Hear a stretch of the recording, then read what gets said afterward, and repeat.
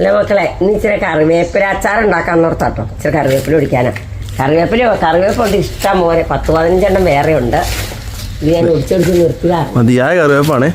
15 മേളിലില്ലേ അമ്മേ? 15 മുകളിലുണ്ട്. അമ്മച്ചി കറിവേപ്പില അച്ചാർ ഉണ്ടാക്കി തരാന്ന് പറഞ്ഞേ. അപ്പൊ അതിന് വേണ്ടി കറിവേപ്പില ഒടിക്കണം. ഉണ്ടാക്കിയിട്ട് നല്ല ടേസ്റ്റ് ആയിരുന്നു. ഇനി ഉണ്ടാക്കുമ്പോ കാണിക്കാല്ലേ അമ്മേ? ആ, നല്ല നാടൻ കറിവേപ്പില, യാതൊരു വിഷവും ഇല്ല. ആ, പൊതിഞ്ഞു പോരുമെന്നറിയില്ല. അതിന് ഒത്തിരി പറിക്കണ്ടാമേ. ഇച്ചിരി അച്ചാറിട്ടാ മതി. എന്നാലും കറിവേപ്പില വേണ്ടേ?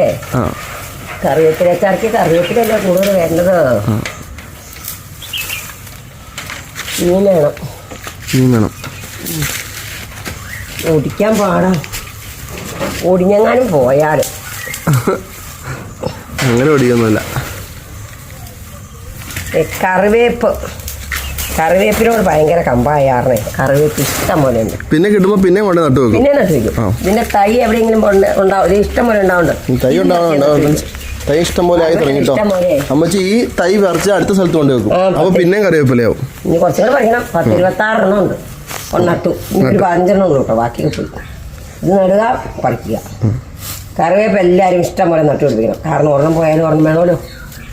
ഇത്രേ ഉള്ളൂ. ഓക്കെ.